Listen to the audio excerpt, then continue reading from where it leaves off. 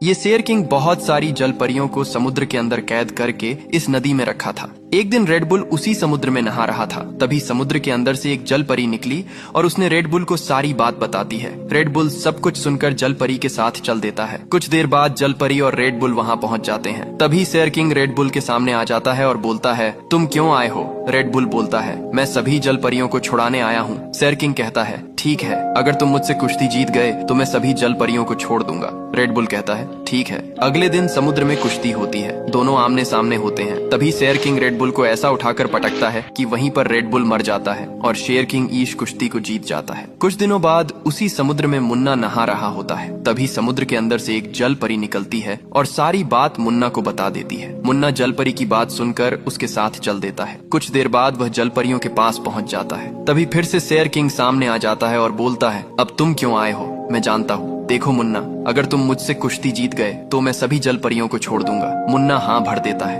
अगले दिन कुश्ती होती है, दोनों आमने सामने होते हैं और लड़ाई शुरू होती है। तभी शेर किंग मुन्ना को ऐसा उठाकर पटकता है कि वहीं पर मुन्ना बेहोश हो जाता है। सभी जल परियां रोने लगती हैं और बोलती हैं, अरे आप लोग लाइक सब्सक्राइब करके कमेंट में जल परी लिख दीजिए ताकि मुन्ना जीत जाए। कुछ देर बाद मुन्ना पूरे गुस्से में उठता है और शेर किंग को ऐसा उठाकर पटकता है कि वहीं पर शेर किंग मर जाता है। इस मुकाबले को मुन्ना जीत जाता है। अब सब जल परियां आजाद हो जाती हैं और खुशी खुशी घूमने लगती हैं।